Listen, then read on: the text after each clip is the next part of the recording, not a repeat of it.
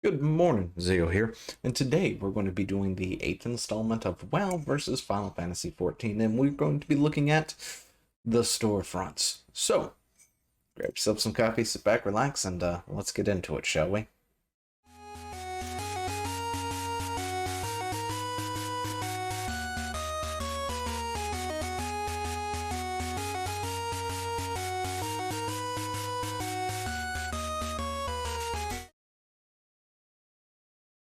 So, today we are going to be looking at the storefronts for both Blizzard and Square Enix. Um, It's really not a whole lot to say about that. But before we do that, did you know I have a TikTok? You should totally go follow me over there because we do bite-sized news where we talk about, usually whatever topic we mainly are talking about over here on Fruit Labs or YouTube. However, it's sort of a bite-sized version of it, as well as other things, other stuff that crops up, thoughts, that sort of thing, funny little, other stuff. And anyway, point is, that's what we do. So you should totally go check that out.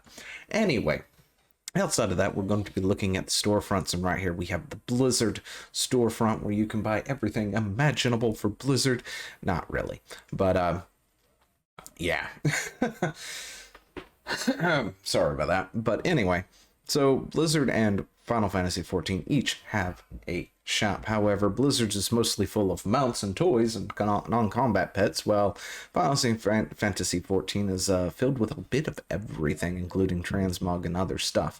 There's really not a whole lot to talk about this. They exist for the most part, and they have different things. Of course, all the optional stuff in Final Fantasy XIV is done in a variety of different locations. It's not really the main shop, the Mog Station right there, or the main shop right here.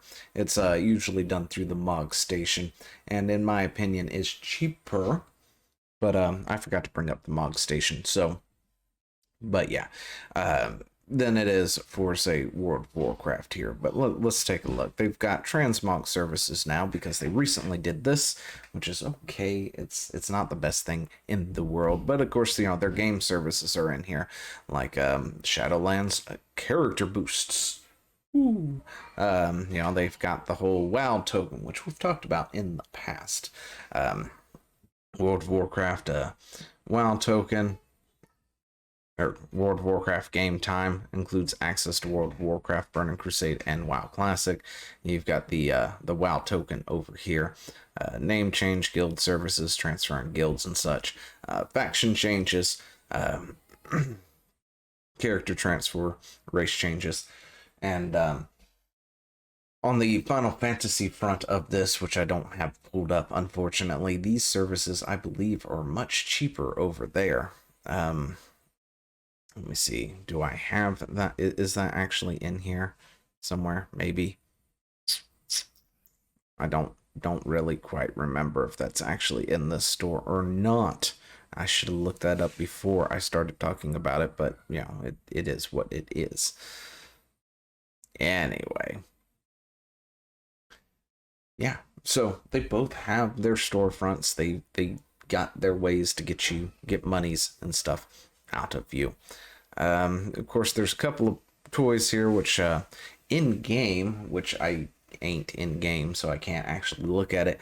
For the longest time, they've actually been promoting a thing from a few years ago, saying if you buy this, it goes into the pool, and that was a big spiel there, by the way. So if you hadn't heard about that, we did talk about it at one point in time. And then, of course, they got their non-combat pets. They're usually about $10 a piece. Some of these things, of course, I have bought way back when, like Little Rag here. I definitely have a Little Rag myself, so I'm not above buying anything out of the store.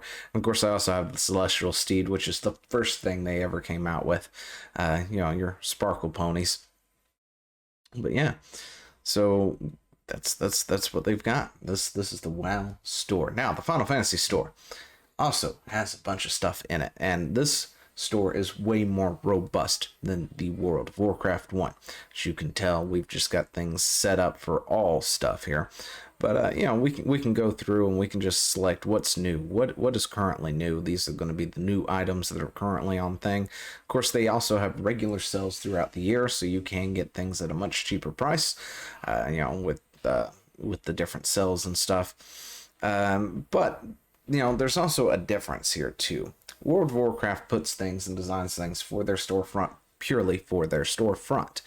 Final Fantasy XIV also will do that. They have, online store exclusives. However, there are things that are not online store exclusives. Like, for instance, if we go back to holiday type stuff, they have holiday stuff that is available in game for you to participate in that particular Valentine or holiday event. This just happens to be the Valentine stuff. But after the event happens, you can usually pop into the Mog Station if you missed it or something and actually purchase it. So you have the access to actually get some of these things in game, as well as if you missed it, out of game. Let's see, other celebrations here. Maybe. Nope, not that one. In-game events. Maybe that's what I was looking for. These here's these when they do the year of celebrations and stuff, you can come in here and get these. I've got one from in-game. I don't remember which one it was. I think it was this one here, maybe. Of course, I didn't really care too much for it. They're silly little things that you can get. If you want a horse's head, you got a horse's head. But yeah, I mean, after the events and stuff are said and done, you can always come in. I think this was last year's Summer Flame attire. There currently was Summer Flame recently happening as well, so you could go in and get the polar bear, which was currently going on. So that's cool. And I've got this too right here. I didn't realize that was like a one-time thing. Maybe it was. But I didn't buy it on this thing, on the Mog Station. But yeah, there's a lot here. For the most part, a lot of it is transmog, which is cool. It doesn't mean they, of course, don't have anything like mounts or anything. They do have mounts on the listing here as well, just like World of Warcraft. Is there a thing for mounts? Surely there is. I'm just missing it over here. Off to the side. Let's see, categories. There we go. Mounts. And they have 8-person mounts, by the way. And the mounts, however, they are expensive compared to World of Warcraft's mounts. That is something I will give you. Give them, because all of World of Warcraft's mounts, for the most part, with the exception of this one right here, is $25. Or lower, because apparently this one is 15. I didn't know it was 15. Some of these are 15. Anyway, usually they're about 25 when they come out, or they give them away in a bundle thing, somehow, some way. But you can look here, and Final Fantasy XIV has a variety of mounts, ranging in prices, with the super expensive ones like the Lunar Well mount, coming from a particular Final Fantasy game.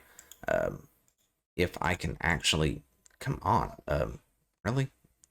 You know what, just click on it, for crying out loud.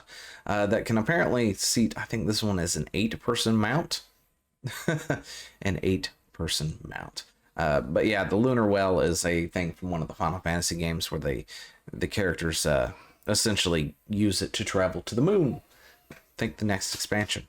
Anyway, so yeah, they've got a lot of mounts here. And that is not the current bear mount that I was talking about. This is a Starlight bear mount, which I think I also have it too. This I do want. I am so sad that I missed out when this was a thing, because I got this one here. This was the event one for the Halloween that I did do. This one I think was the previous one. I really want the Witch's Broom. Don't ask. Just know I do. But yeah, of course, not all things are also listed on here as well. There's a Final Fantasy 15 mount that was an event mount that is not actually listed here, and it seats 4 people. It's the car mount that I've will run around on and stuff. They've got various costume sets. The only downside, of course, to Final Fantasy 14 is it's a little funky the way it does things, right? So they've got this here. For the most part, anything on World of Warcraft you can do while you're in the game. Okay, they have a storefront that is integrated into the game services, and you can just bring it straight up and have no problems with it. For Final Fantasy XIV, you have to come out of a game to do these things. You have to go to the MOG station for all the optional stuff as well. Any of the optional features, from changing your servers to other things in order to change like races and stuff. I believe they have the Fantasia potions right here, which you can pick up for about $7. Let's see, what does World of Warcraft's change? Or it may not actually be a thing anymore. May not be a service anymore, now that I think about it. Race change. No, yeah, race change, I think, is what this would fall under, because with the Fantasia, you can change your looks, your race, all that good stuff. And for World of Warcraft, you can go to the barber to change your looks, as well as change, whether it's male or female as well now. That's an added bonus from the current expansion.